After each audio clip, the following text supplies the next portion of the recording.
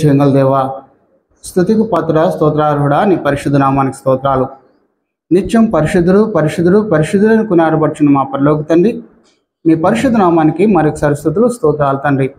మమ్మల్ని ప్రేమించి మా జీవితాల్లో శ్రేష్టమైన ప్రభుత్వాన్ని దయచేసి ఈ దినం మీ గురించి ధ్యానించుటకు, మీ బోధ వినుటకు మేమందరం కూడా నీ సన్నిధికి నడిపించినందుకు నీ స్తోత్రాలు. ఇదో తండ్రి, ఇప్పటి వరకు మీకు ప్రార్థన చేస్తున్నాం, పాటలు పాడినాం, నీ వాక్యం చదువుకున్నాం.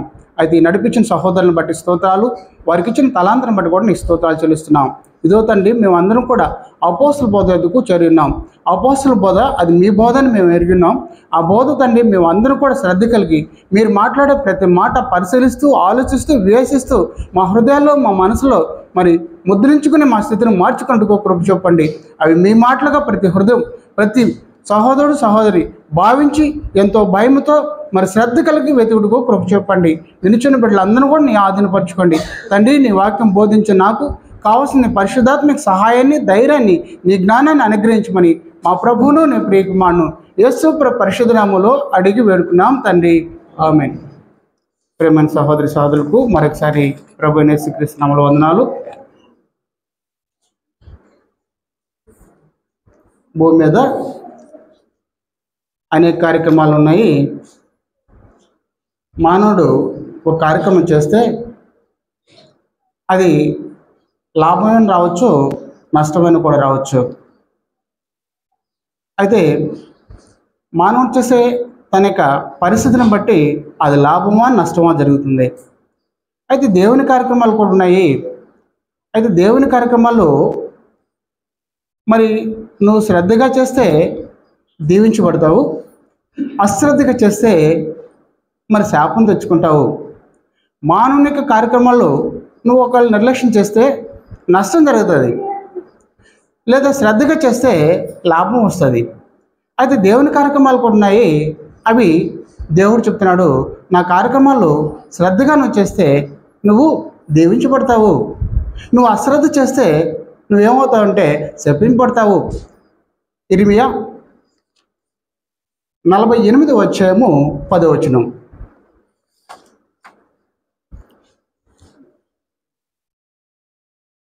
ఇర్మియా 48:10.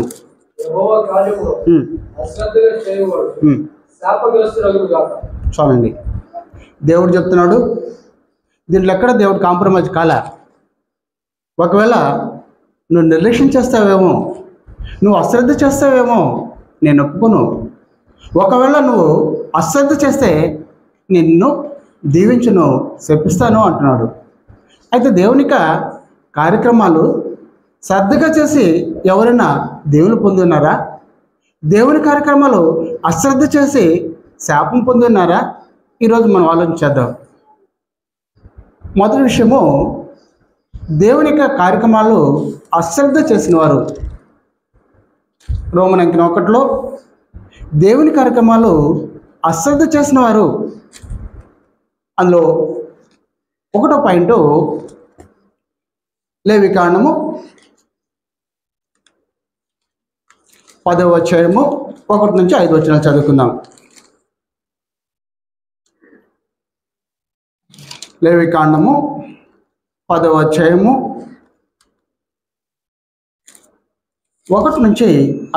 చదువుకుందాం.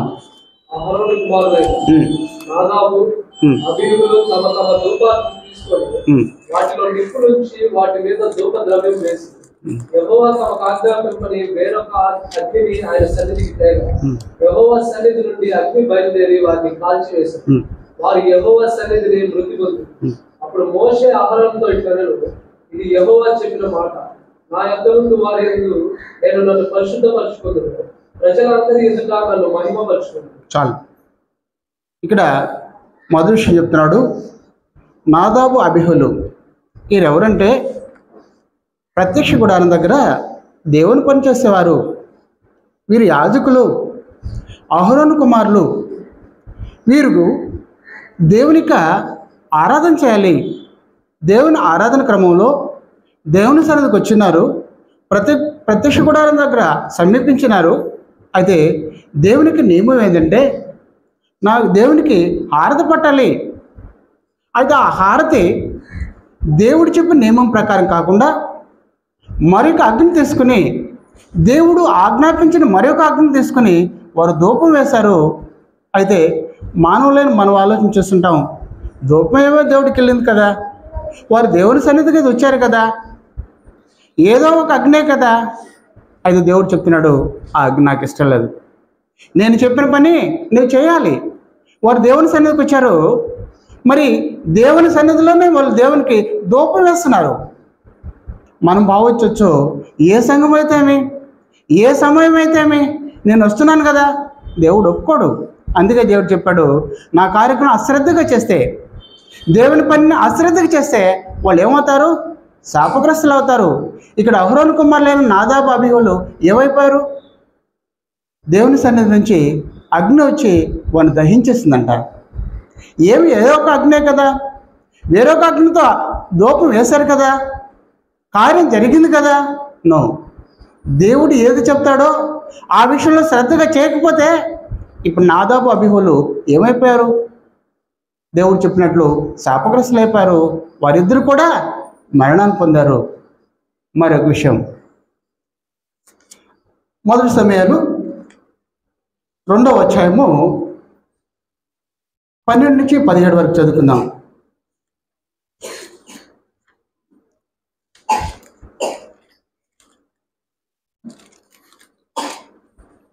ఏలీ కుమారులు యెహోవాను ఎరుగని వారు, మిక్కిలి దుర్మార్గులై ఉండి జనుల విషయమై యాజకులు చేయించు వచ్చిన పని ఏమనగా, ఎవడైనా బలి పశువును వధించిన మీదట మాంసము ఉడుకుతుండగా యాజకుని పనివాడు 3 గుండ్లు గల కొంకిని తీసుకొని వచ్చి గొలుసులో గాని, తపేలాలో గాని, నూనెలో గాని, కుండలో గాని అది గుచ్చినప్పుడు ఆ కొంకి చేత బయటకు వచ్చినదంతా యాజకుడు తన కొరకు తీసుకొని షిలోహుకు వచ్చు ఇశ్రాయేలులందరికీ వీరు ఇలాగ చేయించు వచ్చింది.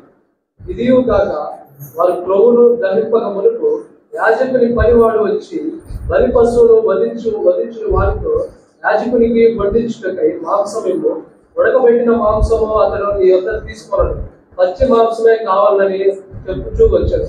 ఆ క్షణమందే వారు ప్రభువును దహించరు. తర్వాత నీ మనస్సు వచ్చినంత మట్టుకు తీసుకొని వచ్చినని వారితో ఆ మనిషి చెప్పిన వాడు అలాగ వద్దు, ఇప్పుడే ఇవ్వలను, లేని ఎడల బలవంతము చేత తీసుకొందులను. అందువల్ల జనులు యెహోవాకు నైవేద్యం చేయటందు అసహ్యపడటకు ఆ యవనులు కారణమైంది కనుక వారి పాపము యెహోవా సన్నిధి బహు గొప్పదాయి. చాలు. ఇక్కడ మరొక ఇద్దరు దేవుని పనిచేస్తున్నారు. వారు వచ్చి ఒప్ని ఫినెహాసు, వీరు ఏలీ కుమారులు. వీరు షిలోహులో ఉన్న దేవుని మందిరంలో దేవుని సన్నిధిలో దేవుని పని చేస్తున్నారు.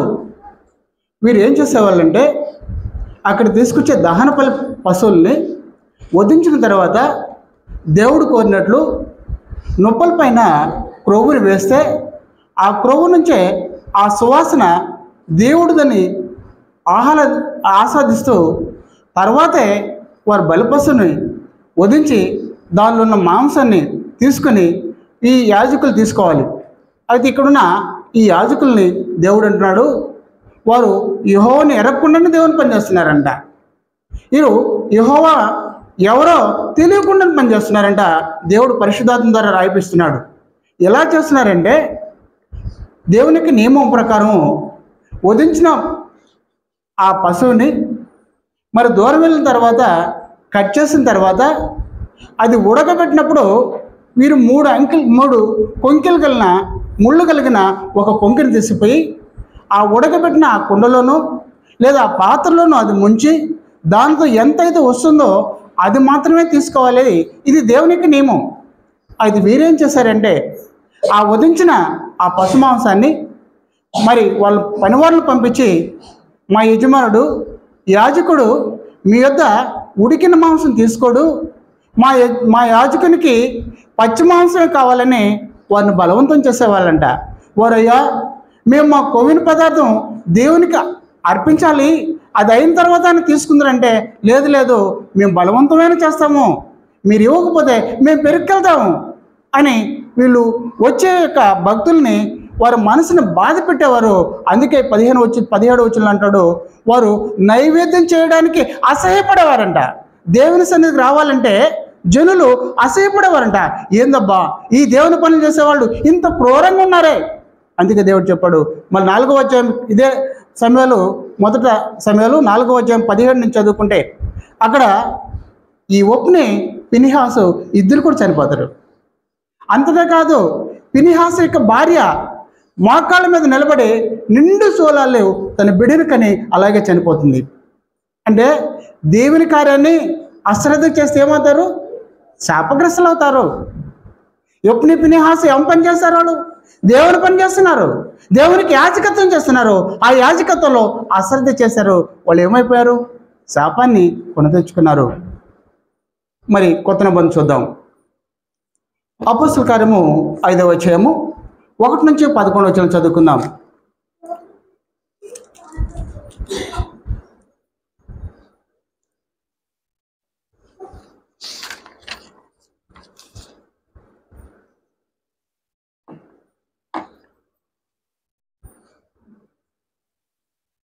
అపోస్తలుల కార్యము 5వ అధ్యాయము 1 నుంచి 11 వచనాలు. అననీయ అను ఒక మనుష్యుడు తన భార్య అయిన సప్ఫిరాతో ఏకమై పొలం అమ్మాడు. భార్య ఎదుటనే వాడు దాని నెలలో కొంత దాచుకొని కొంత తెచ్చి అపోస్తలుల పాదముల యొద్ద పెట్టాడు. అప్పుడు పేతురు, అననీయ, నీ భూమి నెలలో కొంత దాచుకొని పరిశుద్ధాత్మను మోసపుచ్చుటకు సాతాను ఎందుకు నీ హృదయంలో ప్రేరేపించును? అది నీ యొద్ద ఉన్నప్పుడు నీదే కదా, అమ్మిన పిమ్మట అది నీ వశమై ఉండలేదా? ఎందుకు ఈ సంగతి నీ హృదయంలో ఉద్దేశించుకున్నావు? నీవు మనుషులతో కాదు దేవునితోనే అబద్ధం ఆడటమని వాడితో చెప్పాను. అననీయ ఈ మాటలు వినుచుండే పడి ప్రాణము విడవగా వినిన వారికి అందరికీ మిగుల భయం కలిగింది. అప్పుడు పడుచు వారు లేచి వారిని బట్టతో చుట్టి మోసుకొని పోయి పాతిపెట్టి ఇంచుమించు 3 గంటల సేపటికి వారి భార్య జరిగినది ఎరుగక లోపలికి వచ్చాను. అప్పుడు పేతురు, మీరు ఆ భూమిని ఇంతకే అమ్మిందిరా, నాతో చెప్పుమని ఆమెను అడిగాను. అందుకు ఆమె, అవును, ఇంతకే అని చెప్పాను. అందుకు పేతురు, ప్రభు యొక్క ఆత్మను శోధించటకు మీరెందుకు ఏకీభవించింది? ఇదిగో నీ పెనిమిటిని పాతిపెట్టిన వారి పాదములు వాకిటనే ఉన్నవి, వారు నిన్నును మోసుకొని పోదరని ఆమెతో చెప్పాను. వెంటనే ఆమె అతని పాదముల యొద్ద పడి ప్రాణం విడిచెను. ఆ పడుచు వారు లోపలికి వచ్చి ఆమె చనిపోయినది చూచి ఆమెను మోసుకొని పోయి ఆమె పెనిమిటి యొద్ద పాతిపెట్టింది. సంఘమంతటికి ఈ సంగతులు వినిన వారికి అందరికీ మిగులు భయం కలిగింది. చాలు. 3వ విషయము అననీయ సప్ఫిరా. వీరు వారి పొలాన్ని అమ్మేసి దేవునికి ఇచ్చేయాలనుకున్నారు. అయితే వీళ్ళు అమ్మిన తర్వాత హృదయంలో చెడు ఆలోచన వచ్చింది. దేవుని కార్యాన్ని అశ్రద్ధ చేస్తే ఏమవుతారు? ఫస్ట్ ఏమో దేవునికి మొదటి ప్రారంభం శ్రద్ధ కలిగి మేము దేవుని పని చేయాలి, దేవుని పరిచారకు మా సొమ్మంతా చేయాలని నిర్ణయించుకున్నారు. అయితే అమ్మిన తర్వాత అశ్రద్ధ చేశారు. వారి భార్యాభర్త ఇద్దరు కూడా ప్రాణాలు పోగొట్టుకున్నారు. అయితే దేవుడు వారిని క్షమించి వదిలేయచ్చు కదా, వారి సొమ్మే కదా దేవునికి ఇస్తానన్నారు.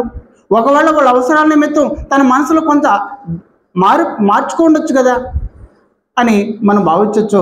11వ వచనం చెప్తున్నాడు దేవుడు, సంఘానికంతా భయం కలుగుటకు ఈ విషయం ప్రతి ఒక్కరూ ఇక నేను ఎప్పుడు కూడా దేవుని విషయంలో అశ్రద్ధ చేయకూడదు అని భయం కలుగుటకు దేవుడు ఆ కార్యక్రమం చేశాడంట. దేవుని కార్యాన్ని అశ్రద్ధ చేస్తే శాపగ్రస్తులు అవుతారు. ఈ అననీయ సప్ఫిరా వారి సొంత పొలాన్ని అమ్మి దేవుని పనికి ఇవ్వాలనుకున్నారు, దేవుని పరిచయకి ఇవ్వాలనుకున్నారు. అయితే నిర్ణయించి అమ్మిన తర్వాత తన మనసు మరి మారిపోయింది.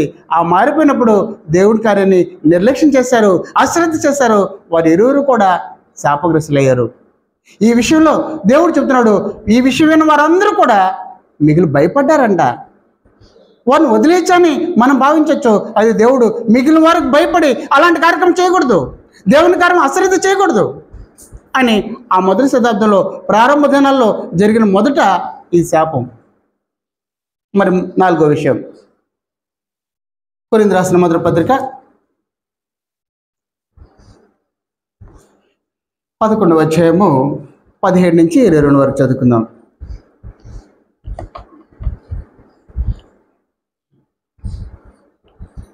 మీకు ఈ ఆజ్ఞలు ఇచ్చు మిమ్మల్ని మెచ్చుకోను, మీరు కూడి వచ్చుట ఎక్కువ కీడికే కానీ ఎక్కువ మేలుకు కాదు. మొదటి సంగతి ఏమనగా, మీరు సంఘమందు కూడి ఉన్నప్పుడు మీలో కక్షలు కలవని వినుచున్నారు. కొంత మట్టుకు ఇది నిజమని నమ్ముచున్నారు. మీలో యోగ్యులైన వారెవరో కనబడినట్లు మీలో భిన్నాభిప్రాయం ఉండగా తప్పదు. మీరందరూ కూడి వచ్చుచుండగా మీరు ప్రభు రాత్రి భోజనం చేయట సాధ్యము కాదు. ఏలయనగా మీరు ఆ భోజనం చేయనప్పుడు ఒకరికంటే ఒకడు ముందుగా తన మట్టుకు తాను భోజనం చేయించున్నాడు. ఇందువలన ఒకడు ఆకలి కొనును, మరి ఒకడు మత్తులోను. ఇదేమి అన్నపానములు పుచ్చుకొనుటకు మీకు ఇండ్లు లేవా? దేవుని సంఘమును తిరస్కరించి వేదాలను సిగ్గుపరచుదా? మీతో ఏమి చెప్పుదును? దీనిని గురించి మిమ్మల్ని మెచ్చుతున్నా నచ్చం. చాలు. ఇక్కడ మరి ఒక సంఘటన. కొరింథీయుల సంఘము దేవుని యొక్క కార్యక్రమంలో పాల్పొందేటప్పుడు అశ్రద్ధ చేస్తున్నారంట. వీరు ముందొచ్చిన వారు బలలో ఒక క్రమము లేదు. ఎవరు ముందొచ్చారా వారు ఉన్న ద్రాక్షారసం తాగేసేవారు. ఎవరు వెనకొచ్చారా వారికి ద్రాక్షారసం ఉండేది కాదు. అందుకే దేవుడు అన్నాడు, మీకు భోజనం చేయడానికి వెళ్ళలేవా? ఇది క్రమం కాదా? అయితే వాళ్ళు కూడా ఏమయ్యారంటే 30 వచనంలో అంటాడు, కొంతమంది రోగులయ్యారు, కొంతమంది బలహీనయ్యారు, కొంతమంది చనిపోయారు. దేవుని కార్యక్రమం ఈరోజు మన మధ్యన ఉంది. ఆ కార్యక్రమంలో పాల్పొంది మనం శ్రద్ధ కలిగి చేయాలి. శ్రద్ధ లేకపోతే అది శపింపబడుతుంది. పక్కనే కొరింథీ మొదటి పత్రిక 10వ అధ్యాయం 16వ దేవుడు అంటున్నాడు, అది ఆశ్రయింపని పాత్ర కావాలంటే పరిశీలించుకుని ఆ పాత్ర చేయాలి. ఆ పరిశీలించుకోకుండా అశ్రద్ధగా ఆ పాత్ర చేస్తే అది శపించబడుతుంది. ఎలాగైతే నాదాబు అబీహులు దేవుని కార్యక్రమంలో అశ్రద్ధ చేశారో వారు శాపగ్రస్తులయ్యారు. ఒప్ని ఫినెహాసు దేవుని పనిలో దేవుని కార్యక్రమంలో అశ్రద్ధ చేశారు, వాళ్ళు శాపగ్రస్తులయ్యారు. అననీయ సఫీరా వారి యొక్క భూమి పొలం విషయంలో వారు కూడా అశ్రద్ధ చేసి దేవుని శాపగ్రస్తులై ప్రాణాలు పోగొట్టుకున్నారు. కొరింథీయులో ఉన్న సంఘం కూడుకుంటుంది, కానీ కూడుకుంటున్నా కూడా ఆడ క్రమం లేదు, వాళ్ళు శ్రద్ధ లేదు. ఆ కార్యక్రమం పవిత్ర కార్యక్రమం. ఆ కార్యక్రమం నేను సమీపించేటప్పుడు నేను పరిశీలించుకోవాలి. సంఘం అంతా కలిసి ఆ పనులలో పాల్పొందాలి. అలాంటి నియమం లేదు. ఇలా అశ్రద్ధ చేశారు. వీళ్ళు కూడా ఏం చేశారంటే బలహీనయ్యారు, కొంతమంది రోగస్తులయ్యారు, కొంతమంది నిద్రించారు. దేవుడు మొదట చెప్పాడు, నా కార్యక్రమం అశ్రద్ధ చేస్తే వాళ్ళు శాపగ్రస్తులు అవుతారు. అయితే ఎవరు శ్రద్ధగా చేసి దేవుని దీవెనలు పొందారో చూద్దాం.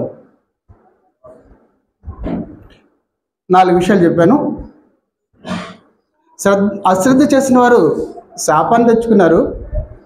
మరి శ్రద్ధగా చేసిన వారు దీవెనలు తెచ్చుకున్న వారు ఎవరు చూద్దాం. ఆదికాండము 6వ అధ్యాయము 22వ వచనం.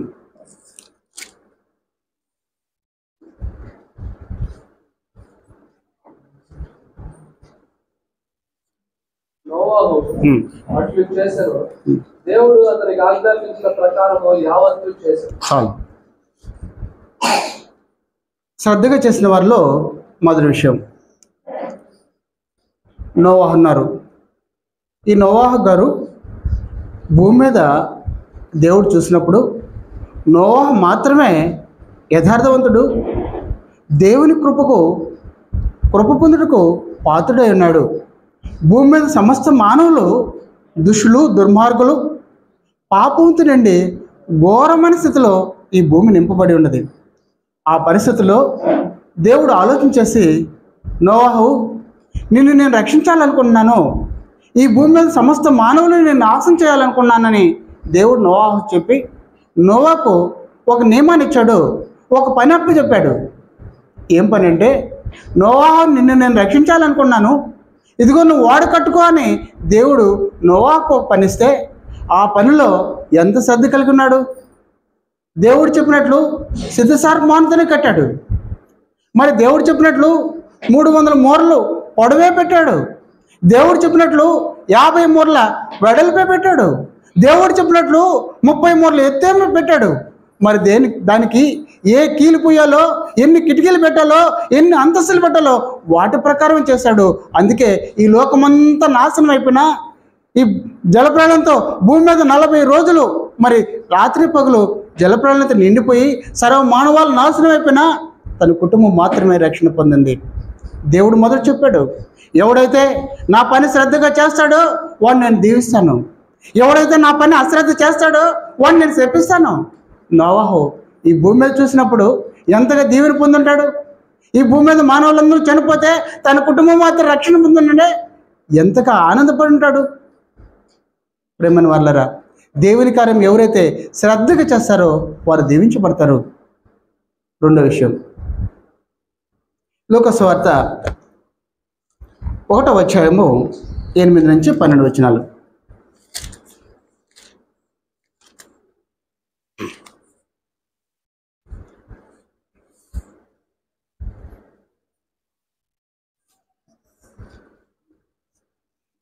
జకర్యా తన తరగతి క్రమం చొప్పున దేవుని యొక్క యాజక ధర్మం జరిగించుకున్నాడు.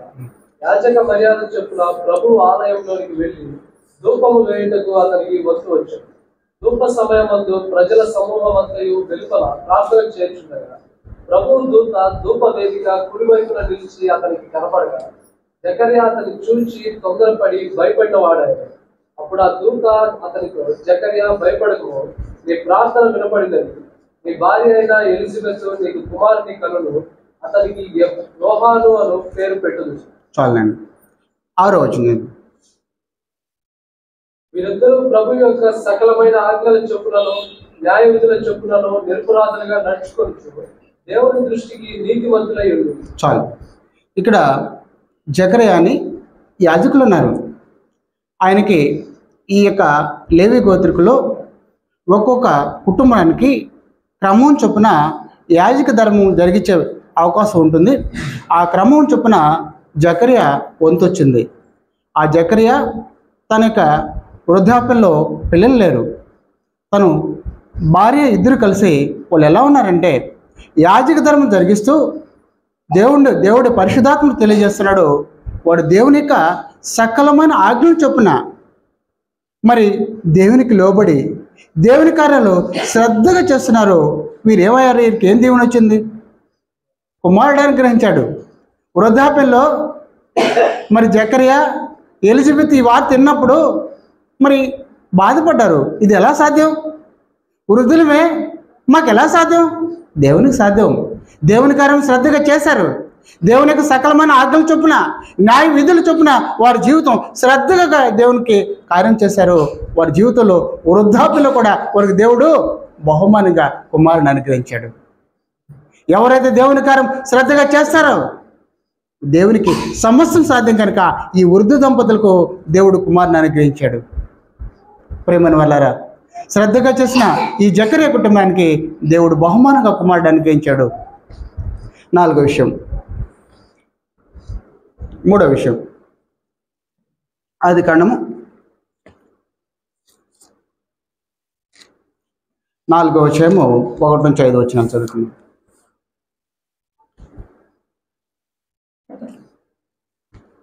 ఆదాము తన భార్య అయిన హవ్వను పుట్టినప్పుడు ఆమె గర్భవతి అయి కయీనును కని యెహోవా దయ వలన నేను ఒక మనుష్యుని సంపాదించుకున్నానని. తరువాత ఆమె అతని తమ్ముడగు హేబేలును కనెను. హేబేలు గొర్రెల కాపరి, కయీను భూమిని సేద్యపరచువాడు. కొంతకాలం అయిన తరువాత కయీను పొలము పంటలో కొంత యెహోవాకు అర్పణగా తెచ్చాడు. హేబేలు కూడా తన మందలో తొలిచూలున పుట్టిన వాటిలో రొమ్మిన వాటిని కొని తెచ్చాడు. యెహోవా హేబేలును అతని అర్పణను లక్ష్య పెట్టెను, కయీనును అతని అర్పణను ఆయన లక్ష్య పెట్టలేదు. కాబట్టి కయీనుకు మిక్కిలి కోపం వచ్చి అతడు తన ముఖము చిన్నబుచ్చుకొనగా యెహోవా కయీనుతో, నీకు కోపమేలా, ముఖము చిన్నబుచ్చుకొని ఉన్నావేమి? చాలు. ఇక్కడ మరొక వ్యక్తి ఉన్నారు, హేబేలు. హేబేల్ జీవితం చూసినప్పుడు హేబేల్ చనిపోయి ఉండొచ్చు, కానీ ఈరోజు విశ్వాస వీరిలో మొదటి స్థాయిలో ఉన్నాడు. ఒకే తల్లిదండ్రులు 2 బిడ్డలకి దేవుని యొక్క నియమాలు చెప్పారు, దేవుని యొక్క కార్యక్రమాలు నేర్పారు. నాయన, దేవునికి బలి సమర్పిస్తే, దేవునికి నీకున్న దానిలో దేవునికి ఇవ్వాలని నువ్వు నిర్ణయిస్తే శ్రేష్టమంది ఇవ్వాలి, తొలిచూలది ఇవ్వాలి, అది దేవుడు ఇష్టపడేటట్లు ఉండాలని ఆదాము హవ్వ తన 2 కుమారులకు నేర్పితే వారిద్దరు కూడా వారి పనులు బట్టి ఒకరు వ్యవసాయదారుకులు, మరి మరొకరు గొర్రెలు కాపరి. మరి వీళ్ళు వారి యొక్క శ్రేష్టమైన బలిని దేవునికి సమర్పించాల్సి ఉంటే హేబెల్ అయితే శ్రేష్టమైన దాన్ని ఇచ్చాడు. మరి శ్రద్ధ కలిగిచ్చాడు. తొలిచూళ్ళలో దేవునికి ఇవ్వాలి. దేవుడు నియమించిన కార్యక్రమం నేను అశ్రద్ధ చేయకూడదు. నా శ్రేష్టమైన వాటిని మాత్రమే నేను దేవునికి ఇవ్వాలి. ఆ దేవుడు నా అర్పణ అంగీకరించాలని శ్రద్ధ కలిగి హేబెల్ దేవునికి బలి సమర్పించాడు. కయ్యను ఏదో ఒకటి దేవునికే కదా అని అలా ఇచ్చాడు. హెబ్రీయులకు రాసిన పత్రిక 4వ అధ్యాయము 11వ అధ్యాయం 4వ వచనంలో దేవుడు అంటాడు, దేవుడు తెలియజేస్తున్నాడు చూడండి.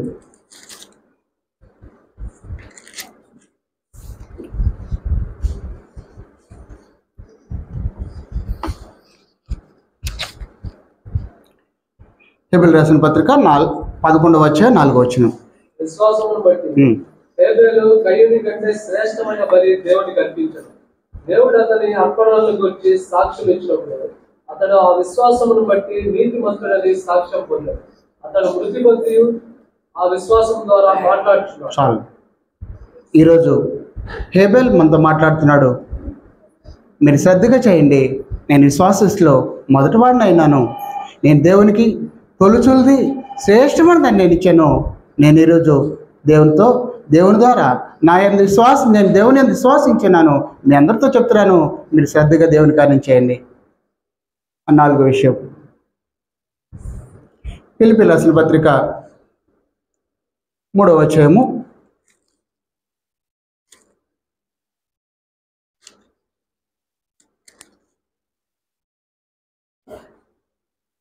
5 నుంచి 12 వరకు చదువుతున్నాం. 3 నుంచి 3. ఎందుకనగా శరీరంలో ఆస్పదం చేసుకోక దేవుని యొక్క ఆత్మ వల్ల ఆరాధించు క్రీస్తు యేసునందు అతిశయపడుచున్న మనమే సున్నతి ఆచరించువారు. కావాలి ఉన్నంటే నేను శరీరమును ఆస్పదం చేసుకునవచ్చు. మరి ఎవడైనా శరీరమును ఆస్పదం చేసుకున్న దలిచిన ఎడల నేను మరి ఎక్కువగా చేసుకునవచ్చు. 8వ దినమున సున్నతి పొందితిని.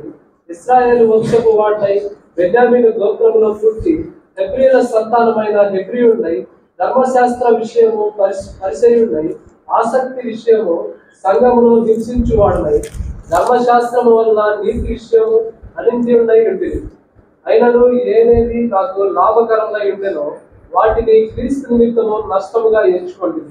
నిశ్చయముగా నా ప్రభు అయిన యేసు క్రీస్తుని గురించి అతి శ్రేష్టమైన జ్ఞానము నిమిత్తమై సమస్తమును నష్టముగా ఎంచుకొచ్చున్నాను. క్రీస్తును సంపాదించుకొని ధర్మశాస్త్ర మూలమైన నా నీతిని గాక క్రీస్తునందలి విశ్వాసము వలన నీతి అనగా విశ్వాసమును బట్టి దేవుడు అనుగ్రహించి నీతి గలవాడినై ఆయన యందు అగపడి నిమిత్తమును ఏ విధము చేతనైనను మృతుల్లో నుండి నాకు పునరుత్థానము కలుగవలనని ఆయన మరణ విషయములో సమానానుభవము గలవాడినై ఆయన పునరుత్థాన బలమును ఎరుగు నిమిత్తము ఆయన శ్రమలలో పాలివాడునగుట ఎట్టిదో ఎరుగు నిమిత్తమును సమస్తమును నష్టపరుచుకొని వాటిని పెంటతో సమానముగా ఎంచుకొచ్చున్నాను. ఇదివరకే నేను గెలుచుకునైనను ఇదివరకే సంపూర్ణ సిద్ధి పొందినైనను నేను అనుకున్నట్టు లేదు, కానీ నేను దేవుని నిమిత్తము క్రీస్తు యేసు చేత పట్టబడిలో దానిని పట్టుకుని వల్లని పరిగెత్తుచున్నాను. చాలు. మరొకైనా పౌలు గారు సమస్త కార్యక్రమాలను పక్కన పెట్టి ఏవైతే ఈ లోకంలో నాకు లాభకరమైన ఉన్నాయో వాటన్నిటిని అసహించుకొంచున్నాను. నేను సున్నతి ద్వారా నాకు ఈ లోకంలో ఘనమై ఉండొచ్చు, కానీ నాకు అసహ్యం. ఎందు నిమిత్తం అంటే నాకు దేవుని కార్యాలు నాకు శ్రద్ధ కలిగి ఉన్నాను, అవన్నీ నాకు ఈ లోకమైన సంబంధం ఘనత ఇవ్వచ్చు, కానీ నేను దేవుని కార్యాలందే శ్రద్ధ కలిగి ఉన్నాను. ఎలా శ్రద్ధ కలిగి ఉన్నానంటే కొరింథీ రాసిన 2వ పత్రిక 11వ అధ్యాయం 23వ వచనంలో ఎంతగా శ్రద్ధపడి ఎంతగా దెబ్బలు తిన్నాడో, ఎన్ని రోజులు ఆహారం లేక మరి బాధను అనుభవించాడో, దిగంబరిగా ఎన్ని రోజులు బతికాడో, మరి ఓడ బద్దలై మధ్యలో సముద్రంలో ఎలా వణుకుతూ జీవితాన్ని కొనసాగాడో ఆ యొక్క శ్రద్ధను బట్టి ఆయన చెప్తున్నాడు. తిమోతి రాసిన 2వ పత్రిక 4వ అధ్యాయం 7-8 వచనాలు చెప్తాడు, నా పోరాటము కడముట్టించింది, నా కొరకు నీతి కిరీటం దాచబడి ఉన్నది. ప్రేమన వాళ్ళారా, పౌలు గారు దేవుని కార్యాలు శ్రద్ధ కలిగి వెతికాడు, శ్రద్ధ కలిగి ఆ కార్యక్రమం చేశాడు. 13 పత్రికలు రాశాడంటే ఆషామాషి కాదు. ఎంత శ్రద్ధ కలిగి ఉన్నాడో, ఎంత దేవుని యొక్క శక్తిని పొందుకున్నాడో, దేవుని కార్యాలయం నేను చేయాలని ఆశ కలిగి ఉన్నాడో, అందుకే ఆయన అంటున్నాడు, నా కొరకు నీతి కిరీటం దాచబడి ఉన్నది. ప్రేమైన వాళ్ళారా, ఆలోచన చేయండి. దేవుని కార్యాలు శ్రద్ధగా చేసిన నోహ దీవించబడ్డాడు. మరి దేవుని కార్యాలు శ్రద్ధగా చేసిన హేబేలు దీవించబడ్డాడు. దేవుని కార్యాలు శ్రద్ధగా చేసిన జకర్యా బహుమానంగా కుమారుని పొందుకున్నాడు. ఇదిగో పౌలు గారు మనతో చెప్తున్నాడు, నేను దేవుని కార్యాల కొరకు నిత్యం పోరాడాను, ఈ లోకంలోనే నేను అసహించుకున్నాను, అయితే నా కొరకు నీతి కిరీటం దేవుడు దాచి ఉన్నాడు. అయితే ఈ గ్రంథంలోని వారు ఏది శ్రద్ధగా చేస్తే దీవుని పొందారు, ఏది అశ్రద్ధగా చేస్తే వారు శాపగ్రస్తులు అయ్యారు. అయితే దేవుడు మనకైనా చెప్పున్నాడా? మూడో విషయము, నేడు దేవుని కార్యాలు, వారు దేవుని కార్యాలు అశ్రద్ధగా చేసిన వారు శాపగ్రస్తులు అయ్యారు, శ్రద్ధగా చేసిన వారు దీవించబడ్డారు. నేడు దేవుని కార్యాలు ఏంది? మీరు చేయాల్సిన కార్యాలు ఏమున్నాయి చూద్దాం. దేవుని కార్యాలు, నేటి దేవుని కార్యాలు. అందులో మొదటి విషయము యోహాను సువార్త 4:24.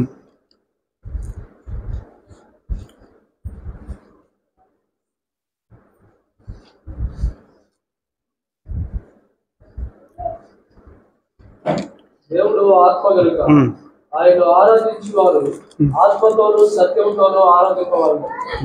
చాలు. అది ఈ విషయం ఎవరు చెప్తున్నాడు?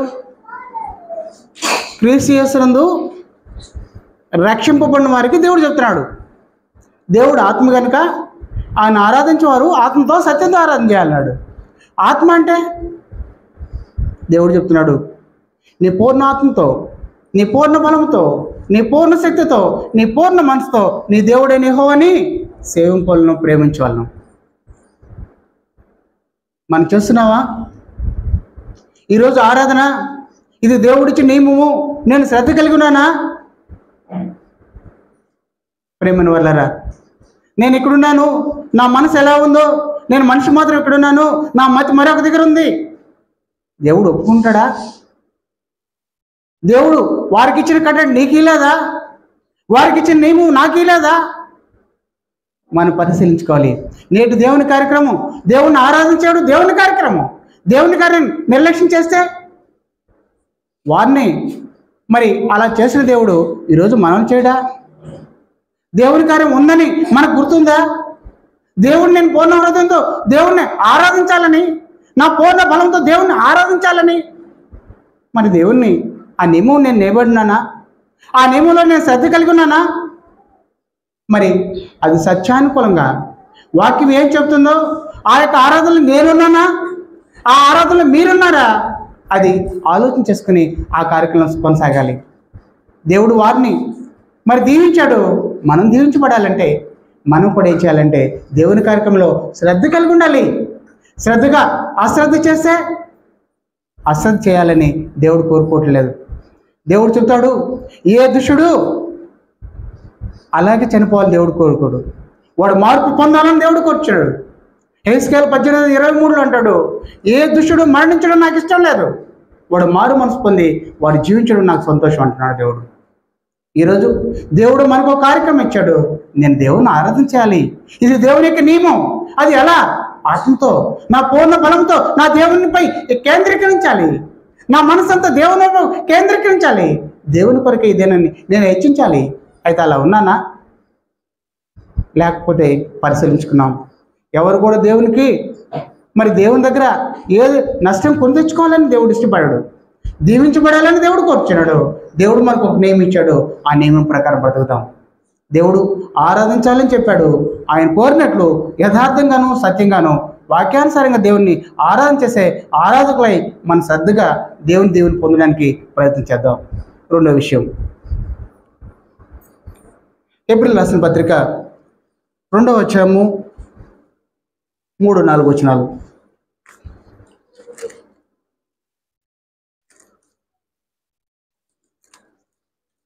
ఇంత గొప్ప రక్షణలో మనం నిర్లక్ష్యం చేసినాడు, ఎలాగ తప్పించుకుందాము? అట్టి రక్షణ ప్రభువు బోధించడం చేత ఆరంభమైంది. దేవుడు తన చిత్తానుసారముగా సూచక్రియల చేతను మహత్కార్యముల చేతను నానా విధములైన అద్భుతముల చేతను వివిధములైన పరిశుద్ధాత్మ వరములను అనుగ్రహించిన చేతను వారితో కూడా సాక్ష్యం ఇస్తుండగా విన్న వారి చేత మనకు దృఢపరచబడు. చాలు. ఇక్కడ దేవుడు మరి రెండో విషయం చెప్తున్నాడు.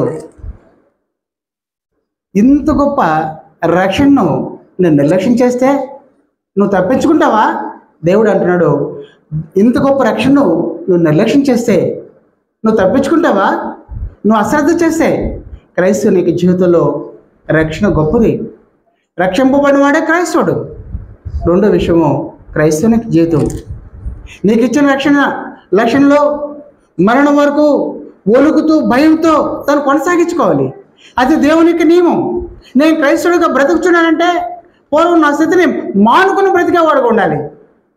కానీ నా రక్షణ నుంచి నన్ను బయటకు వెళ్తే నా నోటికి బూతులు మాట్లాడచ్చు, అబద్ధాలు మాట్లాడచ్చు, పోకిన మాటలు మాట్లాడచ్చు, నా బ్రతికే లోకాల్లో కలిసిపోయి ఉండొచ్చు. అది దేవుడు చెప్తున్నాడు, క్రైస్తవునికి జీవితం ఒక ప్రత్యేకమైనది. అలా జీవితం నువ్వు జీవించాలి. అలా నిర్లక్ష్యం చేస్తే నువ్వు తప్పించుకుంటావా?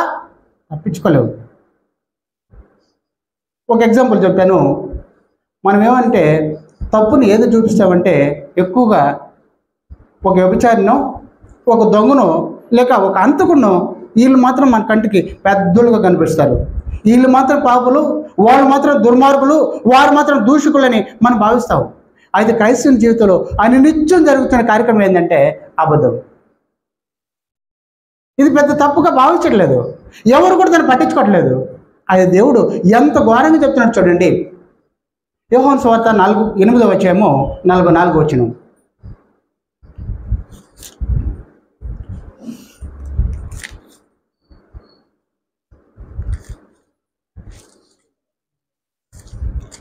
8:44. మీరు మీ తండ్రి అపవాది సంబంధులు, మీ తండ్రి దురాశలో నెరవేర్చుకోవచ్చు. ఆది నుండి వాడు నరహంతకుడై ఉంది, సత్యమందు నిలిచినవాడు కాదు. వారి యందు సత్యమే లేదు. వాడు అబద్ధమాడినప్పుడు తన స్వభావం అనుసరించే మాట్లాడుతాడు. వాడు అబద్ధికుడును అబద్ధమునకు జనకుండా ఉన్నాడు. చాలు. అబద్ధం ఆడే వాళ్ళందరూ ఎవరు? దేవుడు నువ్వు దేవుని బిడ్డగా ఉండాలని దేవుడు కోరితే, నేను అబద్ధకుడైతే తండ్రి అని నేను పిలవగలనా? నేను సాతాను పెట్టినవి నాయనా అని నేను పిలవగలనా? ఆలోచించండి. ఎవరైతే అబద్ధం ఆడుతున్నారో వారు సాతాను బిడ్డలు.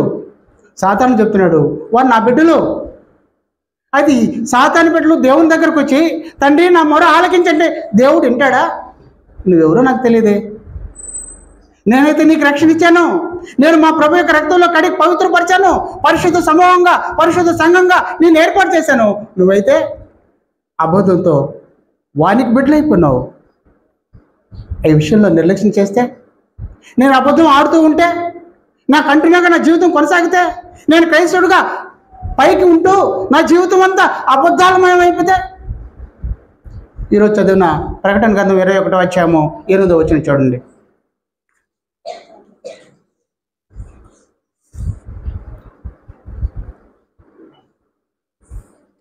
పిరికివారును, అవిశ్వాసులను, అసఖ్యులను, నరహంతకులను, వ్యభిచారులను, మాంత్రికులను, విగ్రహారాధకులను, అబద్ధికులందరిలో అగ్ని గంధకములతో మండు గుండములలో పాలుపొందుతుంది. చాలు. అగ్నిగుండంలో పాల్పొందడానికి క్రైస్తవుడు అవసరం ఏముంది? హాయిగా లోకంలో నీ ఇష్ట ప్రకారం ఎలాగైనా బతుకోవచ్చు కదా. క్రైస్తవుడు అంటూ బతుకుతూ అబద్ధం ఆడితే నువ్వేదైతే కోరుకున్నావో ఆ పరలోక రాజ్యం నీకు రాదు. అగ్నిగుండంలో పాల్పొందుతాం. ఎవరైతే ఈ లోకంలో క్రైస్తవుడిగా బ్రతకాలనుకున్నాడో మనం జాగ్రత్తగా బతకాలి. అందుకే యాకోబు పత్రిక 1:27 దేవుడు అంటాడు, ఈ లోక మాలిన్యం మీరు అంటించుకోకూడదు. మీరు క్రైస్తవులు ఈ లోకంలో ఉండాలి. ఈ లోకంలో మీకు ఇచ్చిన ఆయుష్కాలని కొనసాగాలి. కానీ నువ్వు పవిత్రుడిగా ఉండాలి. నేను పరిశుద్ధును, మీరు కూడా పరిశుద్ధులై ఉండాలని దేవుడు కోరుచున్నాడు. అలా క్రైస్తవ జీవితంలో అశ్రద్ధ చేస్తే, ఇదిగో కేవలం చిన్న అబద్ధం చెప్తే మనం అందరం ఆశపడే ఆ పరలోక శ్వాసాన్ని పోగొట్టుకుంటాం. ప్రేమైన వాళ్ళరా ఆలోచించేయండి. మూడో విషయం, రోమీయులకు రాసిన పత్రిక 12వ అధ్యాయము 3 నుంచి 12 వచనాలు 6 నుంచి చదువుకుందాం. 12వ అధ్యాయము 6వ వచనం చదువుకుందాం. మనకు అనుగ్రహింపబడిన కృప చొప్పున వేర్వేరు కృపావరములు కలిగిన వారమై ఉన్నాము కనుక ప్రవచన వారమైతే విశ్వాస పరిణామం చొప్పున ప్రవచించాము. పరిచర్య అయితే పరిచర్యలోను, బోధించువాడైతే బోధించుటలోను, హెచ్చరించువాడైతే హెచ్చరించుటలోను పని కలిగి ఉన్నాడు. పంచిపెట్టువాడు శుద్ధ మనసుతోనూ, పై విచారణ చేయువాడు జాగ్రత్తతోనూ, కరుణించువాడు సంతోషంతోనూ పని జరిగిపోవాలి. చాలు. దేవుడు చెప్తున్నాడు, తన సన్నిధిలో తన యొక్క పనులు 7 కార్యక్రమాలు ఉన్నాయి. వీటిలో ఏ పని నీకు అర్హత ఉందో, ఏదైతే నువ్వు చేయగలవో ఆ పనిలో శ్రద్ధ కలిగి చేయాలి. శ్రద్ధ లేకపోతే ఆ రోజు వారు పొందిన నష్టాన్ని పొందుకుంటాం. దేవుడు చెప్తున్నాడు, మనందరితో చెప్తున్నాడు, నేను ఏ పని చేయగలను దేవుని పనిలో. నేను సువార్త ప్రకటిస్తున్నానా? అశ్రద్ధ చేయకూడదు. మీరు మరొక పని చేస్తున్నారా? విద్యార్థి తన విద్యార్థి దశలో కష్టపడి శ్రద్ధ కలిగి చదువుకోవాలి. వాడు ఉన్నత ప్రయోజనం పొందుతాడు. మరి ఉద్యోగస్తులు వారు ఉద్యోగ ధర్మాన్ని బట్టి పై అధికారులు లోబడుతూ దేని మహిమార్థం వారు శ్రద్ధ కలిగి పనిచేయాలి. మరి వ్యవసాయదారుడు శ్రద్ధ కలిగి పనిచేస్తే వారికి మంచి ప్రతిఫలం వస్తుంది. ప్రేమని వాళ్ళరా, దేవుడి కార్యక్రమాలు 7 ఉన్నాయి. ఆ కార్యక్రమం చేసేటప్పుడు మనం శ్రద్ధ కలిగి చేస్తే దేవుడు వాళ్ళని దీవిస్తాడు. ఆ కార్యక్రమం పూరుకొని మనం అశ్రద్ధ చేస్తే, నిర్లక్ష్యం చేస్తే నష్టం వస్తుంది. జాగ్రత్త అని దేవుడు చెప్తున్నాడు. మరి 5వ విషయము, కొరింథీయులకు రాసిన మొదటి పత్రిక 16వ అధ్యాయము 1-2 వచనాలు.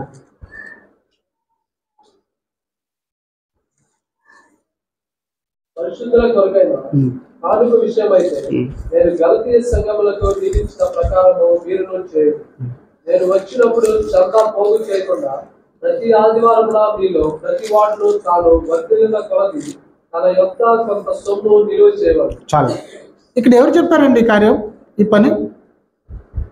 సంఘం చెప్పిందా? దేవుడు చెప్తున్నాడా? దేవుడే చెప్తున్నాడు, నా కార్యాన్ని శ్రద్ధగా చేస్తే దీవించబడతావు. ఆ కార్యాన్ని అశ్రద్ధ చేస్తే నువ్వే కొలత కొలుస్తావో ఆ కొలత నీ కొలవబడుతుంది. నువ్వేమి ఎత్తుతావో ఆ పంట నువ్వు కోస్తావు.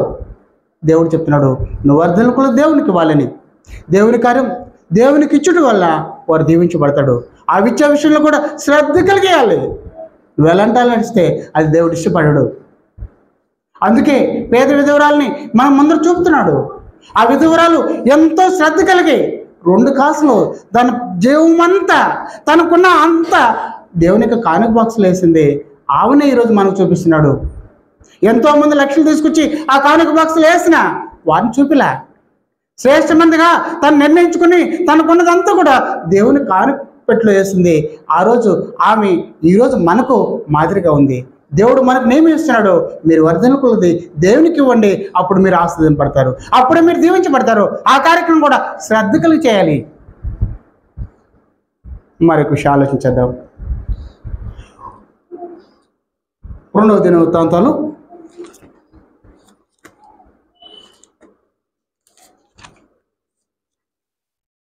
29:11.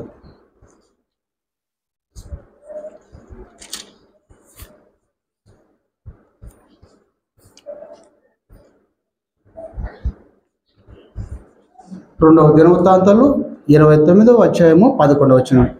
ఆ కుమారులారా, తనకు పరిచారకులై ఉండి ధూపము వేయుచున్నట్టుకు తన సన్నిధిని నిలుచుటకు తనకు పరిచర్య చేయుటకు యెహోవా మిమ్మల్ని ఏర్పరచుకొనెను గనుక మీరు అశ్రద్ధ చేయకూడదు. చాలు. ఇక్కడ మనందరిని ఏర్పరచుకున్నవాడా కాదా? నా కుమారులారా అని పిలుస్తున్నాడు. ఈరోజు మనందరం దేవుని కుమారులేం కదా. పేతురు రాసిన మొదటి పత్రిక 2వ అధ్యాయం 9వ వచనం ఏమంటాడు?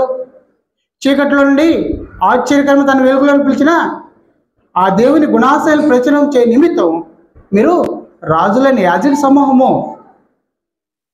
మరి నా సొత్తైన జల్లు. ఈరోజు ఆ రోజు వాళ్ళని ఎన్నుకున్నాడు. ఈరోజు మనందరం కూడా యాజకులుగా ఎన్నుకున్నాడు. ఎవరు కూడా తక్కువ లేదు. మనందరూ కూడా దేవుని సొత్తైన ప్రజలు. దేవుని పని కొరకు ఏర్పాటు చేసుకుని దేవుని కుమారును మనందరూ కూడా యాజకులు. మన శ్రద్ధ కలిగి పని చేస్తే దీవించబడతాం, శ్రద్ధగా అశ్రద్ధ చేస్తే శపించబడతాం.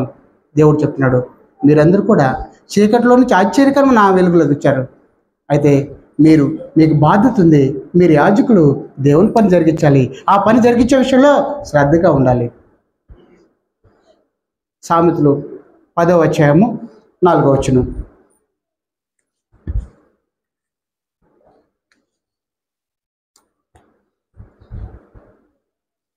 బద్ధకంగా పనిచేవాడు దరిద్రుడు, శ్రద్ధ గలవాడు ఐశ్వర్యవంతుడు.